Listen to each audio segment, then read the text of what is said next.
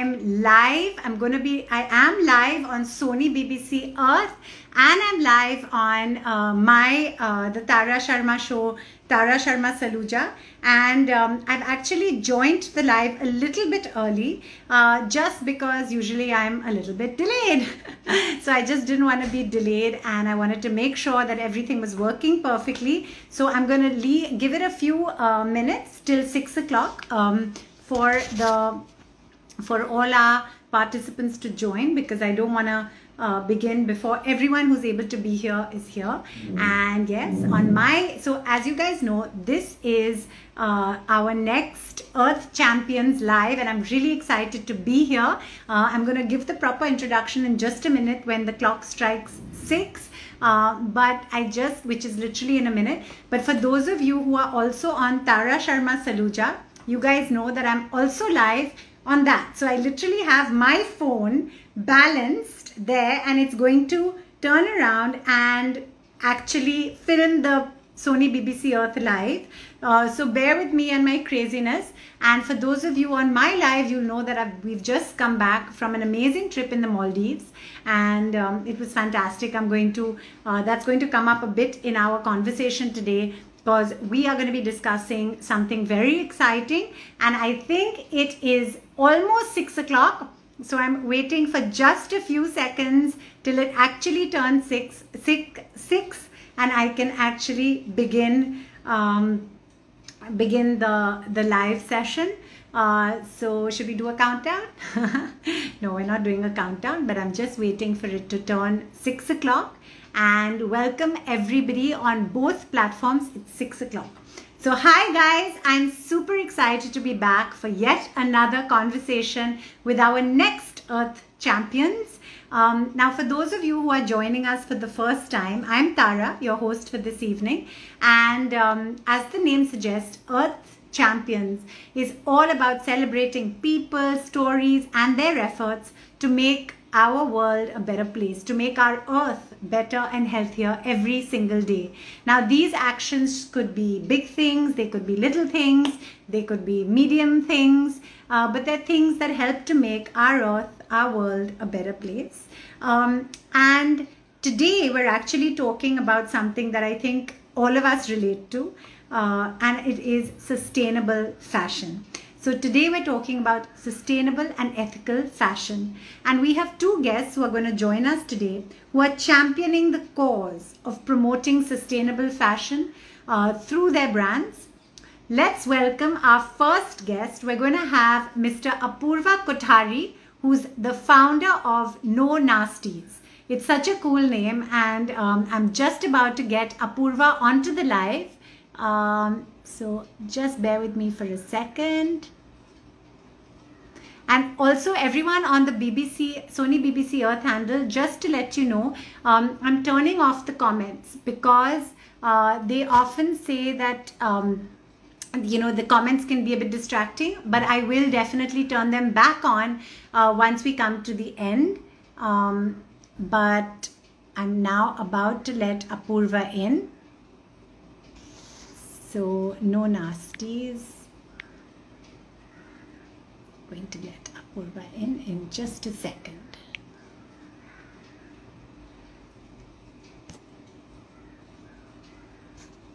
Right, so we've sent Apoorva. Hi, and I'm really looking forward to Apoorva being here. Let's see if he can accept the invite.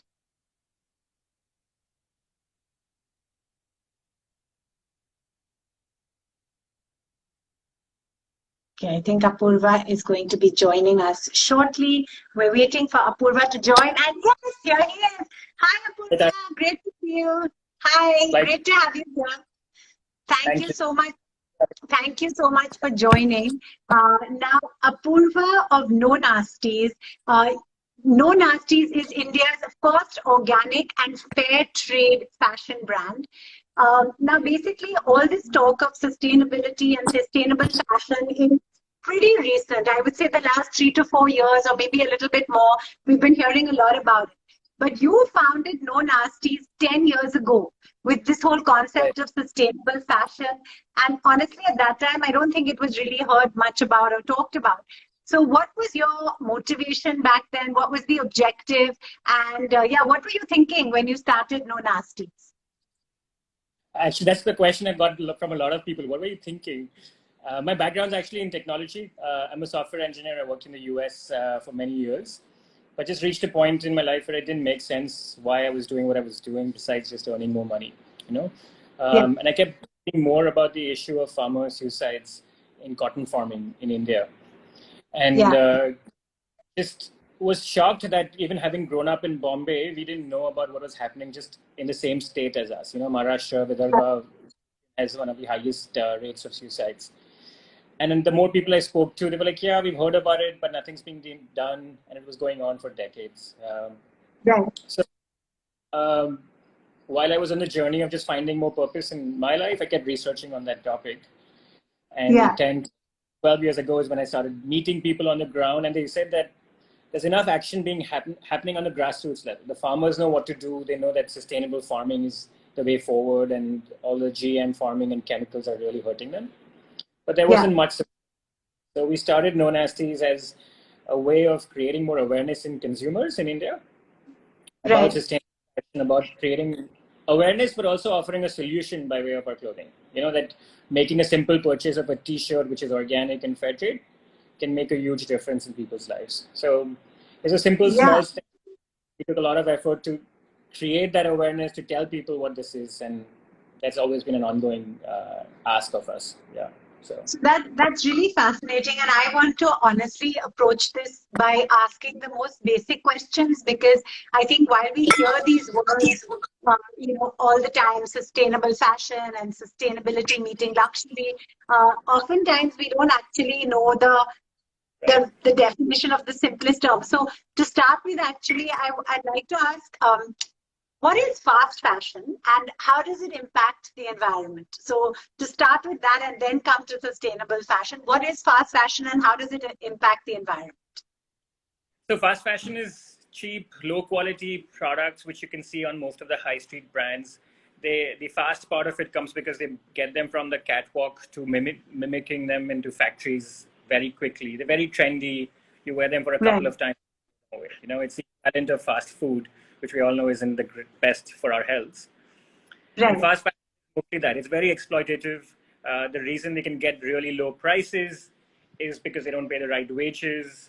They use labor, which is forced labor or even child labor in a lot of cases. And it just doesn't seem right. You know, it's not what you want to be putting your money towards. It's very trendy right. for sure. It's nice to have new clothes every week, but someone somewhere is paying the price for that.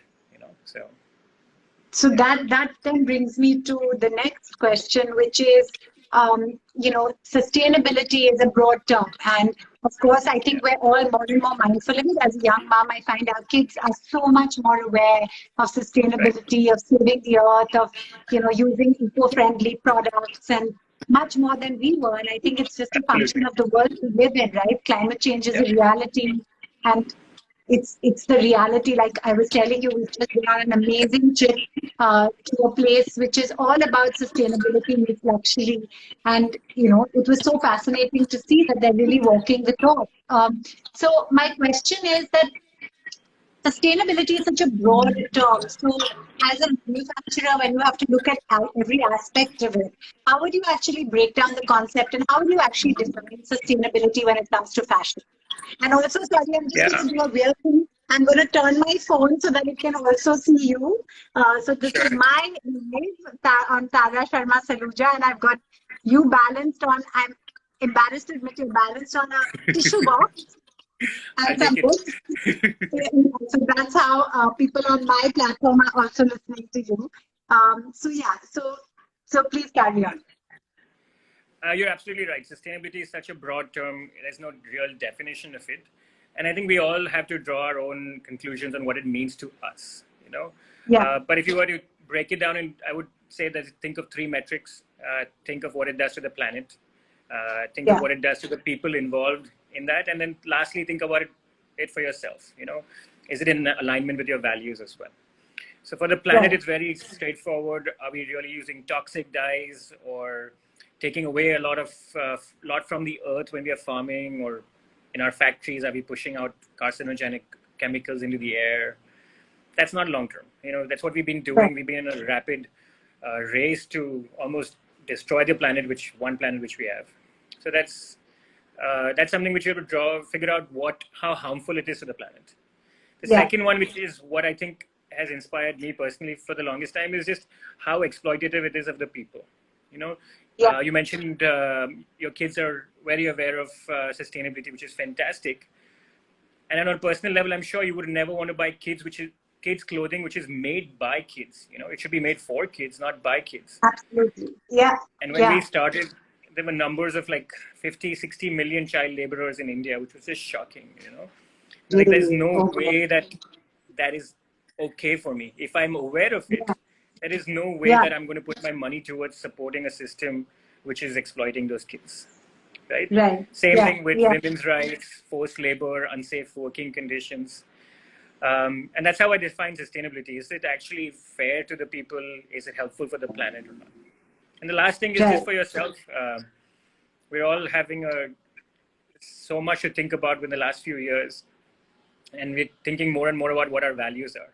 So, Yeah. is what you're buying in line with the values, with the kind of life you want, or is it just a cheap, flashy, attractive piece of clothing that you're buying? So Yeah, no, I think that's how you it's think real about it. food.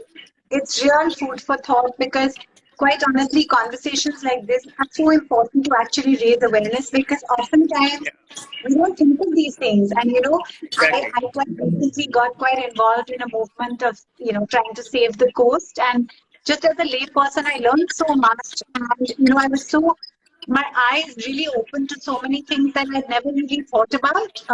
Right, Things like the fact that there's coral right on our shores here in right. in Bombay, that there's so much that we need to do to protect, and frankly often little things as well. So Frank, I don't think many of us really think that much about what we buy when it comes to what we wear, but I think this is Yeah, really eye-opening. I mean, I know in the little bit of research I did, and in fact even the kids have told me that so many liters of water go into producing a t-shirt. right, I'm quite right, shocked.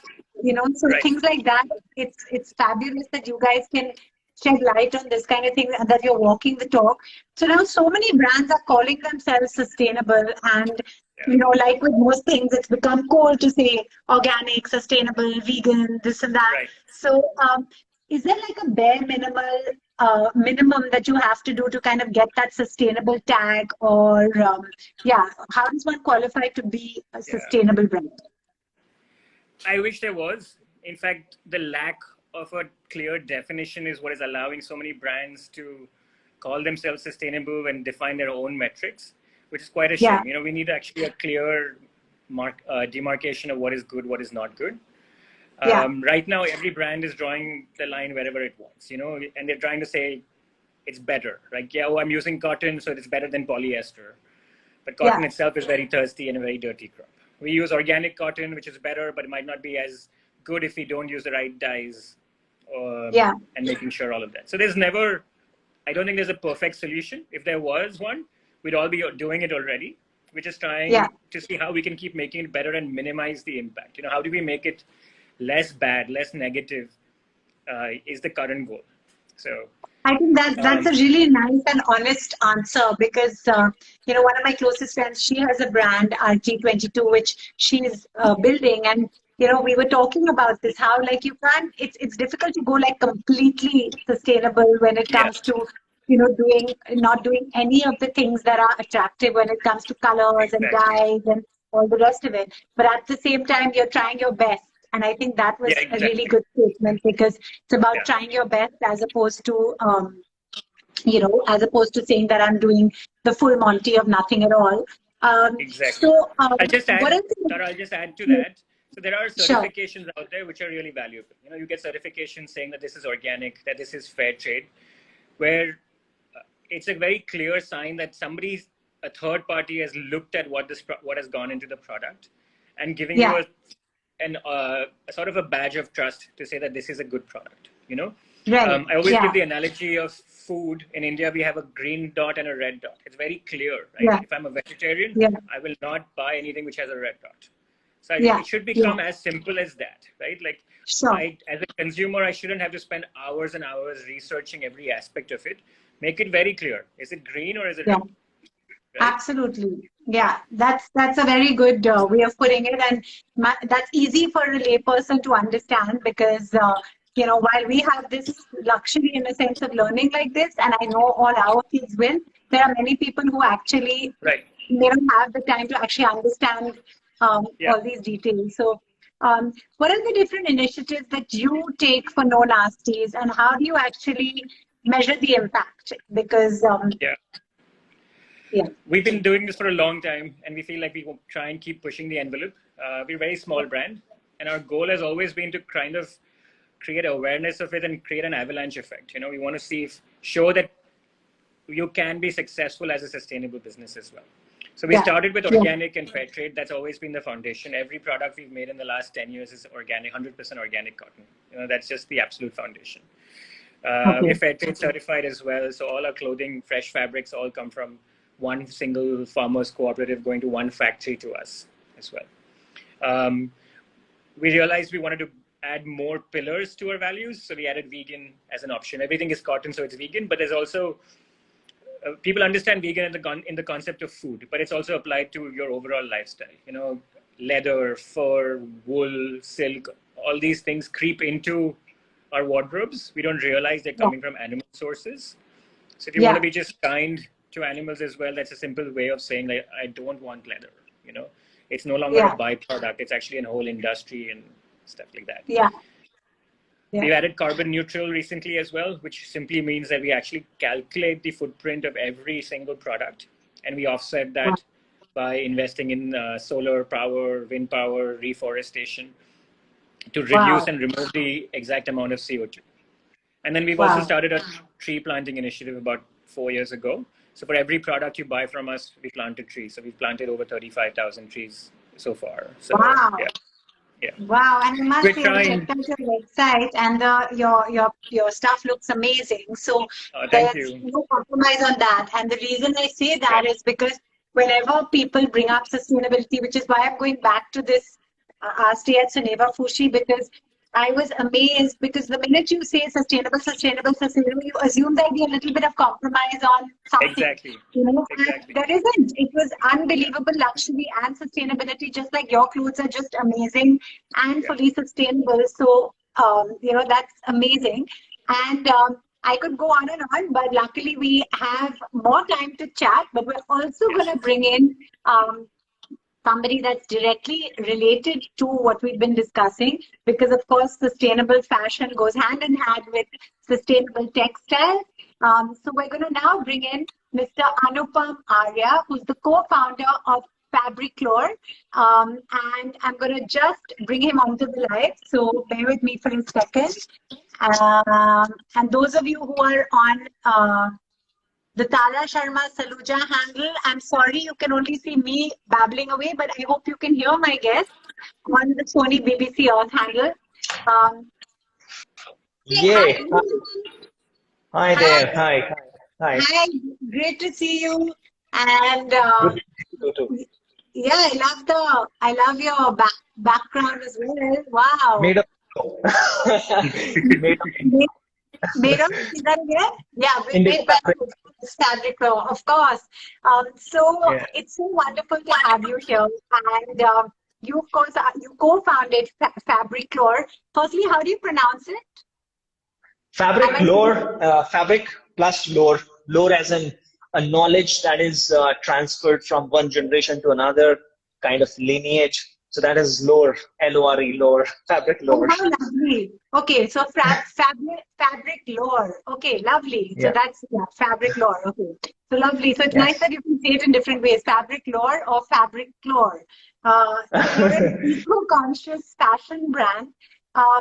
Now, for the majority of people, sustainable fabric means organic cotton or recycled fabric.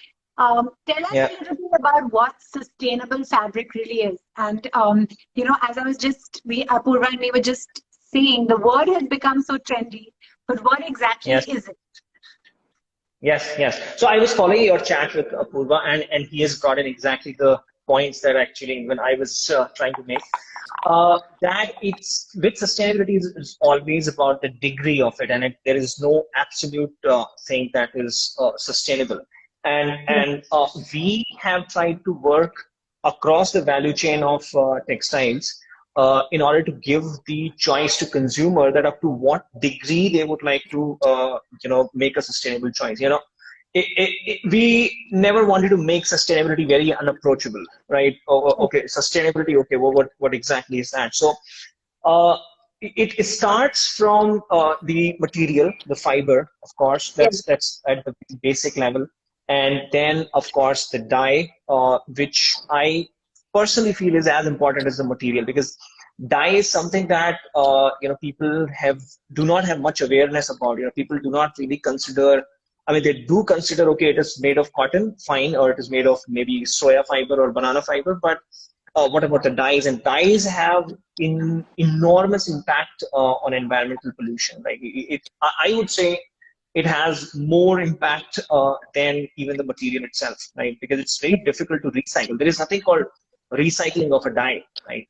Yeah. And how it is printed, what kind of printing has gone into that, whether it is digital or natural printing, or done by machine or done by human. So all the entire hand block printing heritage of India is human. It's entirely human. So that is also, we also define it as a sustainable practice. Then if you want to level up your sustainability game, then you even go for hand woven rather than machine woven.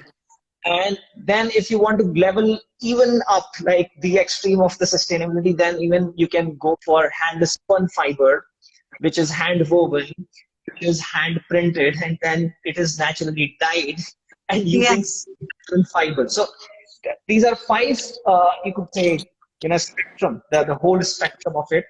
And we leave this choice to the consumer up to what degree they can, they want to go. Because you level up, you increase cost. Sustainability comes at a cost. It's not cheap. No, but that's a very, very good point, because this is something that I noticed again going back, because we've just come from this trip, that I realized that people are willing and ready to pay that price if they're able to, for that sustainability tag. And I think it's becoming more and more, I won't even call it trendy. I think it's becoming more of a reality as people are more aware that the world is really facing a climate crisis. And, my husband, who was a hardcore carnivore, has turned completely vegan for 18 months now. And Deepak, if you're watching, I have to say, everyone thinks I must be the vegan for some reason. I must have that look, but I'm not the vegan. It's Rupak who's the vegan. And, but because of that, it's kind of opened all our eyes to a lot more of this, what happens when, anyway, it's something that I think is it's nice that you put that across about the price points as well, because it's not cheap, but if one can afford to, I think it has to be the sensible choice. And it's nice that you explained about the different degrees, because as Apoorva and me were saying, and as my friend Neha was saying just before we started, it's very difficult to go the full Monty, and the truth is that there can be different levels of it. So that's really interesting. So now, again, the same question that I asked Apoorva, but how does fast fashion impact the environment? What are your views on that?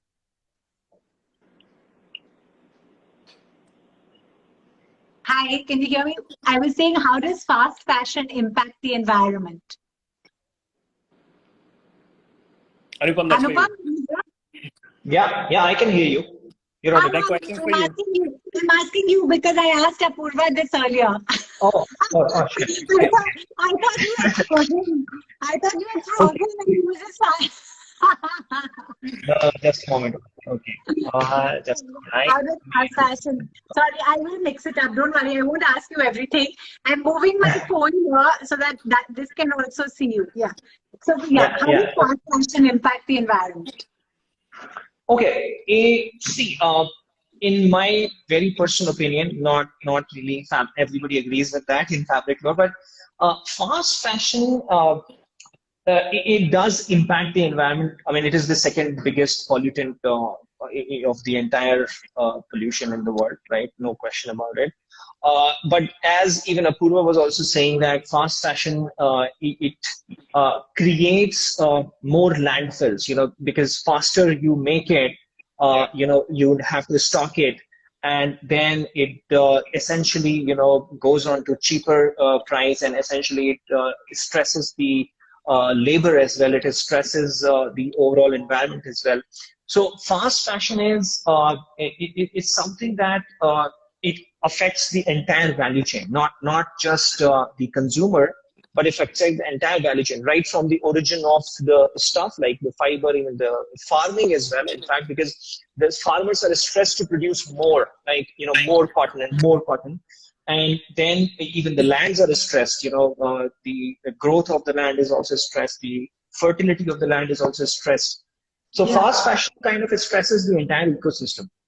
It's just not one thing. It's not just like the consumer or the ceiling problem. It is the entire value chain. Across the board. Yeah. So as I was saying to Apoorva, I didn't actually know, honestly, I didn't know the extent of this, and I don't think many people do. And Apoorva was, shedding light on that as well. So now, what are the different sustainable fabrics that Fabriclore offers?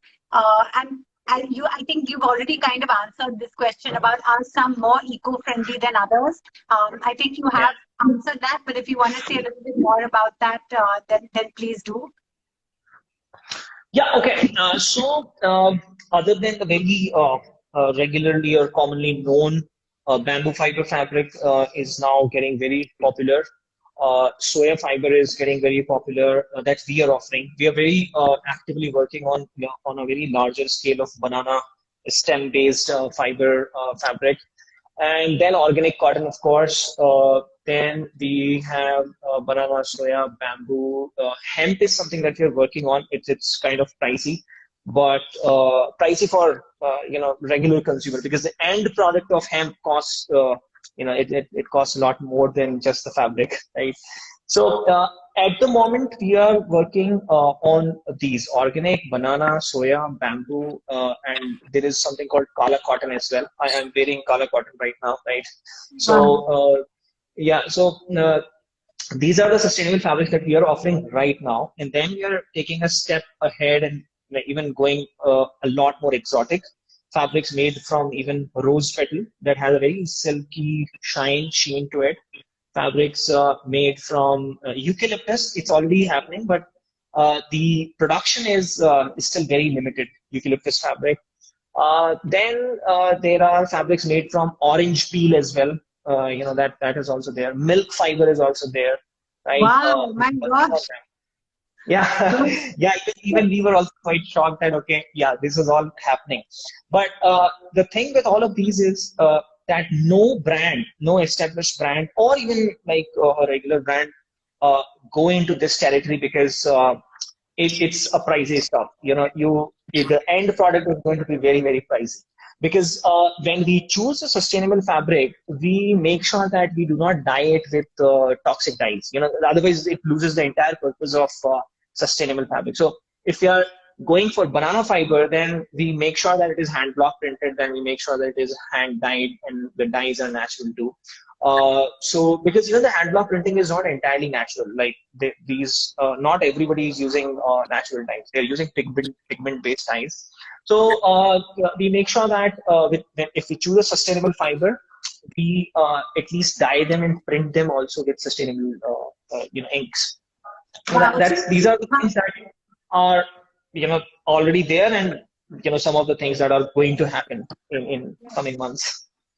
But tell me something, how did you actually get into this? Because while Apoorva came from another industry altogether, and was very affected by the farmers situation and what was happening.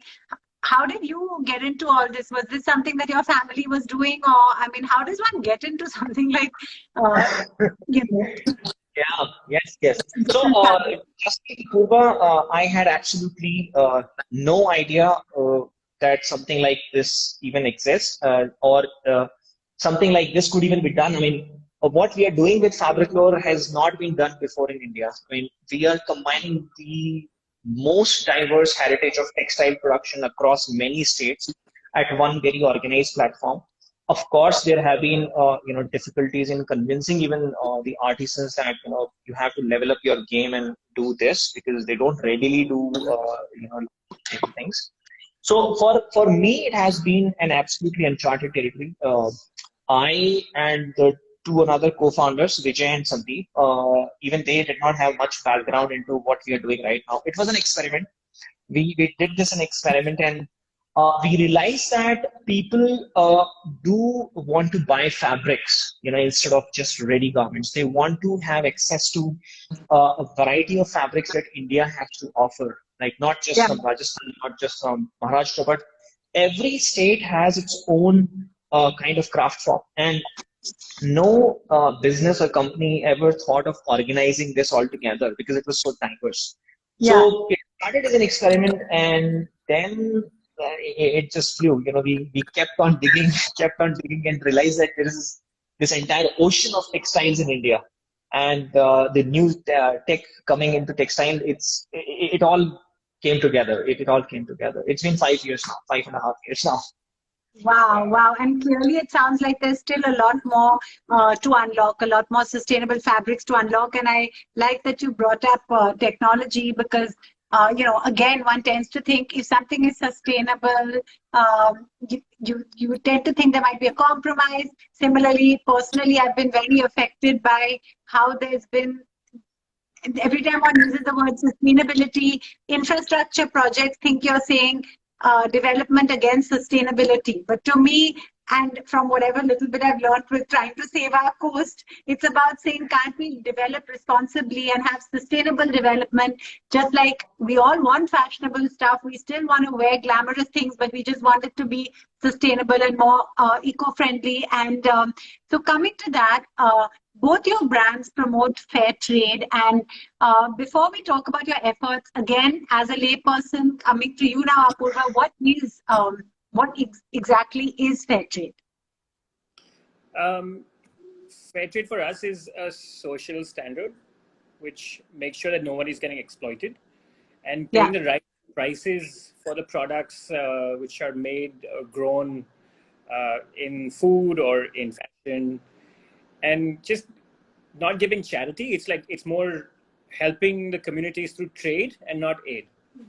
Paying the right yeah, wages, being fair. It's as simple as that. So there's a lot of farming communities who are doing such amazing work but never get the right prices.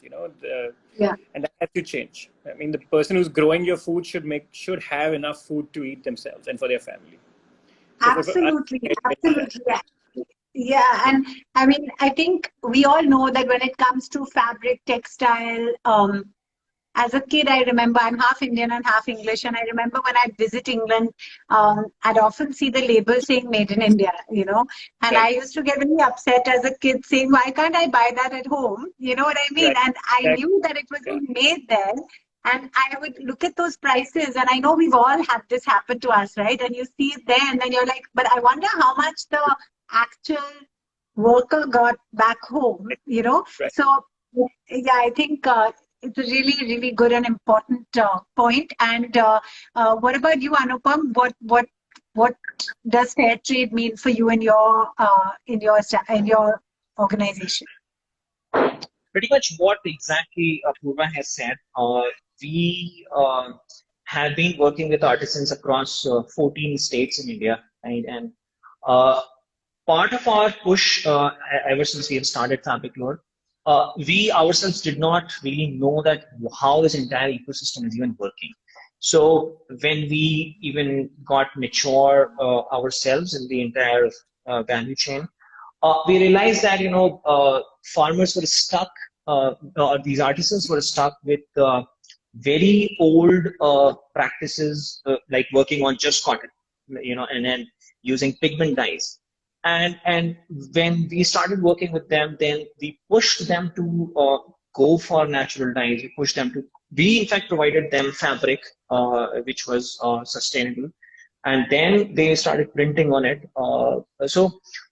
Even for us, fair trade is always about compensating them well. That's the one-line definition of fair trade, in our opinion. Yeah, that's wonderful. And also, I think compensating them well, and also the acknowledgement, right, that they've done this and it's their work. And I think that's something that, just from hearing you guys, it comes across that, you've mentioned many times that the artisans and, working with the different states, and the fact that it is the fabric law and from the traditions of the past, or no nasties, don't do anything bad. There is that, without being a martyr, it is about being good and doing right and giving them the acknowledgement that they've made something, and made something great. So now, what about the sustainable packaging? Tell us a little bit about that, because of course now, especially I think in lockdown, every day people are receiving package after package after package. So how important is sustainable packaging for you guys, and how do you do that? If you're making the fabric and the garments, then how do you have sustainable packaging options as well, or how do you do that? Yeah, okay. Who would answer that first? Go on. Sure. I think packaging is part of the entire story for us as well. It's not just a product, right? It's what we are producing overall. So we've always used plastic packaging. All our clothes go in organic cotton drawstring bags, which can be reusable as well, and goes into recycled cardboard boxes to our customers. Even that we're realizing is not enough. It's still single use. The outside box always gets thrown away. So we're actually working on finding reusable packaging, which will send you your order to your home, and we come pick up the packaging and reuse it again hundreds and hundreds of times. And that would be fantastic to do, right? Yeah. And it's an ongoing battle. There's always logistics issues, making sure it's waterproof, it's tamper-proof, and plastic in its core form is functionally amazing, right? It's you can take it can take any shape, it's waterproof, all of those features are there, but it's killing the planet, right? Every piece of plastic which we've ever created is still there, or it's been burnt. So I think for us, the simple is like making sure we reduce and eliminate single-use plastic packaging as much as we can. An ongoing thing, absolutely an ongoing thing. So it's something which you invest in. If you care about it, you invest in it. It costs money, but that's part of our values. So. Yeah, I have a very naive question, but single-use plastic, of course, we all have to eliminate. And I think it's happening. I like to believe, I'm an eternal optimist. I like to believe that even over the last so many years, really, we don't see plastic bags as much as we did at all. Right. I definitely think that we don't see a lot of the things that we're trying to eradicate. So I do think it's happening. But what about the long-term plastic stuff that you reuse? Is that okay? Like, is it okay to use like a plastic basket, for example, that you keep using? Is that okay? I would say yes. I would say you have to look at the total cost of total life cycle cost of a product, and it's across various metrics. How much effort, energy, emissions did it take to make it? How much does it take to transport it, and then to reuse it? Recycling also sounds great, but it takes a lot of energy and green miles as well to move it around. Yeah. If you have a plastic basket which is replacing hundreds of paper bags, that actually might be better over the environment. So it's how you use it, etc. So, Anupam, what do you think?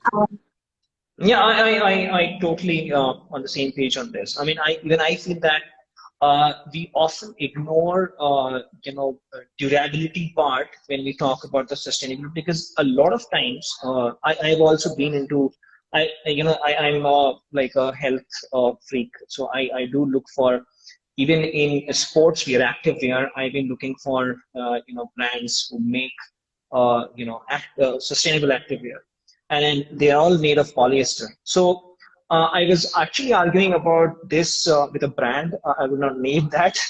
And that brought in a perspective that durability is equally important. What if you're buying a sustainable tea and it is just lasting like 6 months or 7 months?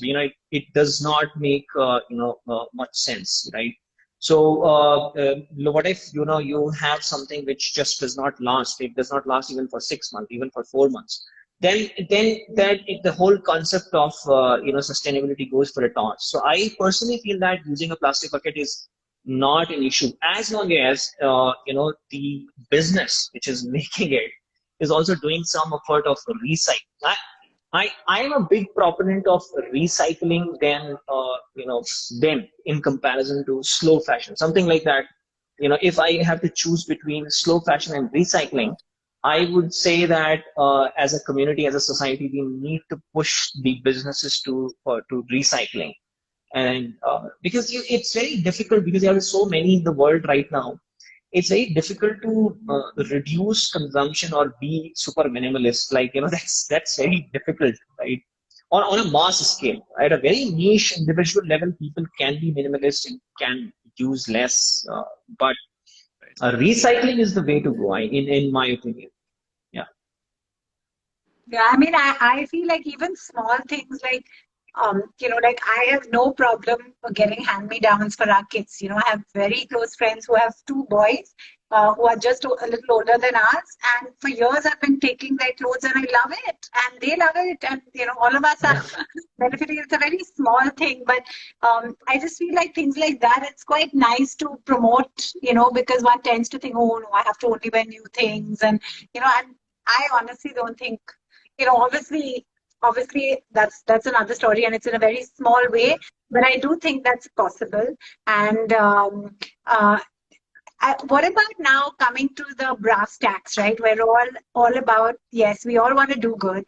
We all are, at heart, I believe, again, as an optimist, deep down want to be good people and all. But at the end of the day, we all also have to make money, right? And these are businesses. So is it genuinely possible to be sustainable and yet profitable? I think one thing I would like to say that through this conversation, you both have been very honest about the fact that sustainability does not necessarily mean fully sustainable and fully, there are different grades to it. So I think that really helps with answering this question.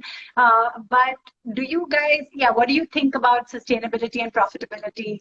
And how realistic is it? Do you sometimes feel frustrated that you want to go the other way? How does it work?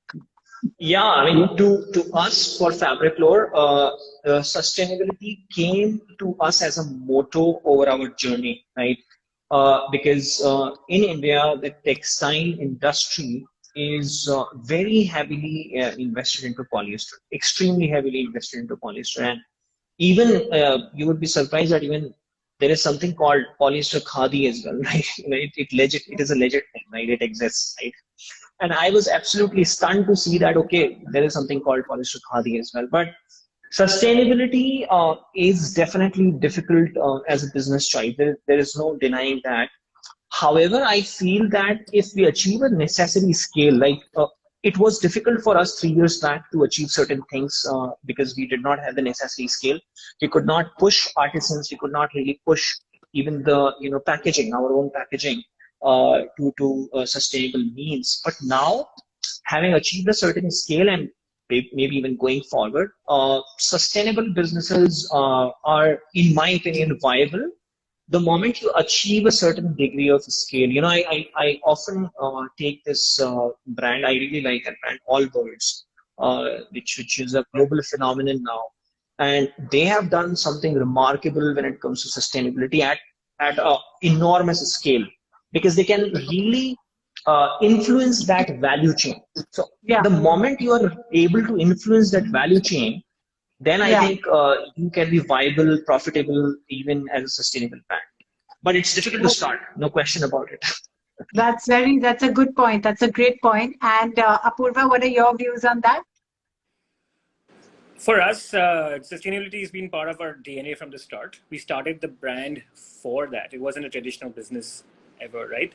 And it's almost become a great way for us to attract customers because of it. It's become a USP. You know, I can't imagine us being a regular fashion brand being on Sony BBC or talking to you, Tara, if we Yeah. didn't have that story, right?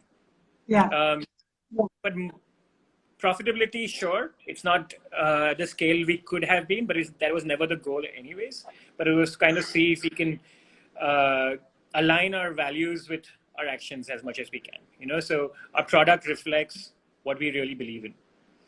And it's been Right. great. It's been 10 years. We're still around, still doing well and doing more and more every year as well, you know, so absolutely, you can do good and you can do well at the same time. That's great. That's a wonderful thing to say because, again, talking about the juxtaposition, often you think if you're doing good, it takes longer, the journey is longer, you know, and for anything, you know, I mean, I have a TV show and there are times when I'm like, oh, you know, I just should just go do some item numbers, I'll get many more views. But the truth is that's not me. So I think it's not just about, it's not that it's good or bad or nothing like that. It's also about who you are and being true to who you are.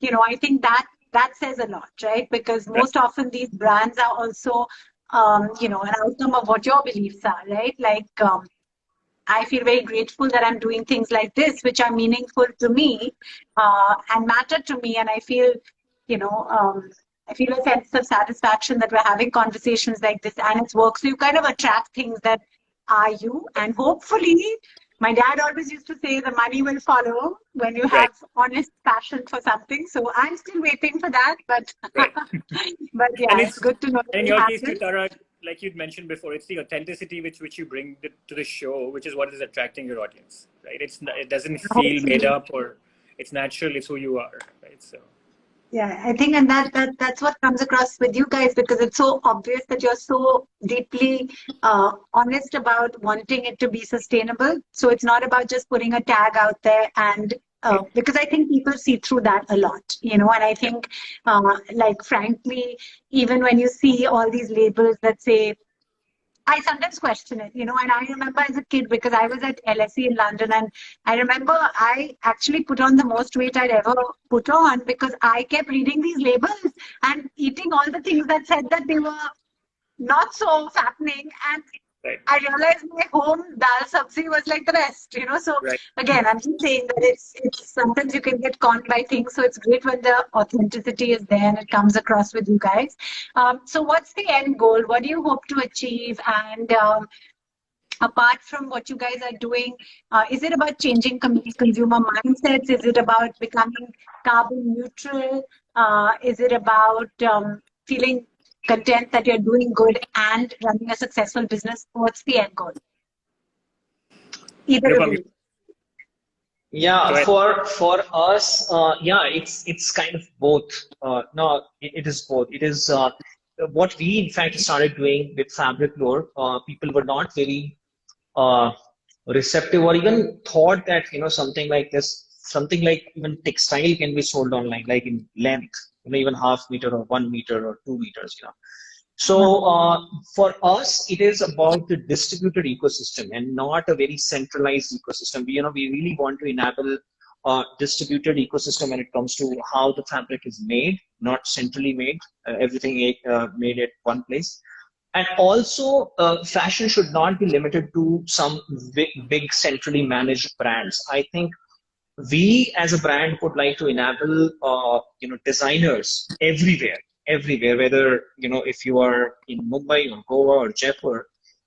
We personally as a brand would like to enable the local designers sitting there to work with a fabric of choice, and then do whatever they want from that fabric to be. It is not for example, we often come across this fact that what Fabriclore, as a brand is trying to do. This is exactly what we are trying to do: the distributed ecosystem, and not centrally governed ecosystem. So that is one end goal. Another thing, as I said very clearly, that sustainability was not an initial thought process when we started Fabriclore. Over the period of time, we have pushed our overall merchandise. We have more than 10,000 designs at our website, and they change like every every third or fourth day there is something new, right? The catalog is enormous, right? So we have brought this change of earlier the portion of cottons and banana fibers and bamboos. It was very small, like about 30%, 35%. Today it has already crossed 60%, and by 2025 we want to make everything at least to viscose level and not ditch polyester as much as possible, right? Yeah. So we have worked with many manufacturers and artisans that at least ditch polyester. That's the first degree of sustainability at that scale. So both are goals, distributed ecosystems, not very centrally governed ecosystem, and of course materials, and then gradually moving to dyes as well. So yeah, both are equally important. Wow, that's very interesting. And now I'm actually going to come to some quick questions before we take a few questions from our guests. Sorry, I think I haven't. What would you say? And you guys can raise your hand because it's going to be quick questions. So either of you can just answer very quick. Okay. So you get points for whoever does it fastest as well. So what's the biggest myth related to sustainable fashion? And your time starts now. Who's going to do it? Okay. That it's, I've already it's not given it to approachable. Apoorva. It's out of reach. Yeah, it is. Yeah, I think most it is people think sustainability is out of reach for people, but it's not. You can find sustainable options which are affordable, Yes. attractive in every aspect of your life. Yes. Okay, that's great. That's great. Okay, now biggest challenge running a sustainable fashion brand. Yeah, okay. I mean, yeah. For us, it has been, I think, awareness. I think that's the biggest challenge, because people don't know that you can actually be or live a sustainable day. It is very approachable. Again, the same repetitive thing. Awareness and knowledge is, in my opinion, it's quite a challenge. And I think convincing people that what we're doing is genuine. It's almost like anyone who claims to be doing good has to prove it, whereas every regular business is free to do whatever they want. It's a very interesting. That's a very interesting point. Actually, you're right. You're right. Everyone thinks that there's actually maybe they're using that and it's not really that. And you're right. But I think again, I'm an eternal optimist. I tend to think now things are moving in that direction. Even from organic food, right? Organic vegetables and all. Initially, one was like, "Oh, but are you really sure it's organic?" And all. My mom, my parents, my father sadly passed away, but my mom still has a farm, and she grows everything when it's season time, and it's on a small scale, but it's amazing to actually see that organic is real and possible, and it's not just in a fancy shop where you're paying a lot in some, I mean, I find it amazing. She's like, they don't use any pesticides, nothing, and we just literally farm to table.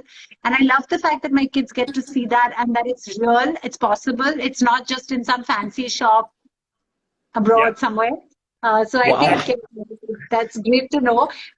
So what would you guys say? Reduce, reuse, or recycle? Which is the most important R? For me, it is recycle. Recycle. Yeah, for me, it is recycle. I know that, yeah. For you, it's recycle. For me, I think it's reduce. The problem we are facing is because of our over-consumerism. So we've got to hit the brakes. We've got to reduce it where we can. So you have to reduce it, absolutely. And I think both are really interesting, and I keep drawing from what I hear my kids are learning, because I do think, as cliched as it sounds, that they are really they're the ones who are going to hopefully set right a lot of the stuff that maybe the older generations got wrong. And they learn so much already about recycling and reusing and reducing consumption. So I think, things are moving in the right direction if we have conversations like this, and they're doing it more and more in school. So now I'm actually going to let some people in, because I could go on chatting, but I've been told to cap it. So I keep looking in that direction just to make sure that we're not going over time. But I'm going to let a few questions in, and then let me try and just do this. Sorry, I have to let the questions in. Turn on commenting. So there were a lot of comments, but we actually put the comments off just because sometimes it can get distracting. So somebody is saying here, if you had to pick, this is in a comment that I've seen earlier, if you had to tell consumers to pick the 3 most important things they should consider when choosing a sustainable brand, what would they be? Okay. Yeah, I mean, I think traceability is one, like whether there is a fair, I mean, if possible, if it is traceability is there. And then I would say that consider impact on the overall value chain rather than just the material. People often, go wrong there, in my opinion. And third is that the brand has to have a story. It is intangible, but the brand has to have a story. The brand has to, if they are doing something good, they must be able to tell you that, what they are able to do. So traceability and overall value chain impact, and then the story part. These are the 3 things that I feel they should look for. Yeah. That's interesting. I think that I would take it at a personal level and figure out what your absolute no's are for your own values, right? And make sure that the brand doesn't. And simple stuff like absolutely no child labor, absolutely no exploitation of women or workers, absolutely no toxic carcinogenic chemicals which are touching your skin. Those are simple things, even for our food, right? Figure that out. Yeah, your personal nose and look for that in each product, right? That's a simple thing to walk away from and make decisions on. So. Absolutely, absolutely. I think those are great points. And also, of course, you guys are being modest, but it's also about having great products. So. Because the truth is that we all want to wear things that we like and that we think we'd look nice in, and want to pick fabrics that look cool and great. So I think we haven't actually talked about that, but obviously your stuff is superb, which is why you're thriving. So I think that's also a big part of it. And again, like you said, just like people think that you may not be able to be profitable if you're sustainable. Earlier, I think there was a thought that it can't be as trendy and it won't look as cool if it's sustainable. But actually, that's not the case at all, right? Just like the food we eat is actually, my husband convinces me that he doesn't miss meat at all. He says the vegan options are better. And I've also started eating vegan cheeses and all, and I actually do think that. So it's not compromising. It's sometimes also going beyond. So, let me see now if there's what else we can find here on the handle. Okay, I have on my timeline, someone's asking, do you guys work together? Have you? Actually, I was surprised. I've been doing this for 10 years, and there's so much happening in the world, sustainability world. I did not know about Fabriclore, and I just saw it the last few days, and I love it. I love what they're doing. The amount of research that has gone into it, into the artisans and each state in India, Anupama, great work. Congratulations. But I wish we'll work together in the future, but haven't even crossed paths yet. So. Yes, agree. Likewise. Yeah, Completely. that's great because things like this can bring people together like that. So that's so fab to hear. And on that note, I think we've got lots of people saying great, very interesting conversation, doing so much for planet Earth, and willing to work for you. Sid 93 Bug says. I think on that note, I'm going to now say that I won't go beyond the 1 hour time mark, but it's been a real pleasure chatting with you guys, and thank you so much. It's really been an eye-opener, and I'm definitely going to be much more conscious about what I wear and really do buy as much sustainable stuff, but not too much to make sure that it's reduced consumption as well. Thank you guys so much, and thank you. It was a pleasure, real pleasure. Thank you. Thank you. All right. Bye. Yeah. See you. Bye. Bye. Bye. Bye.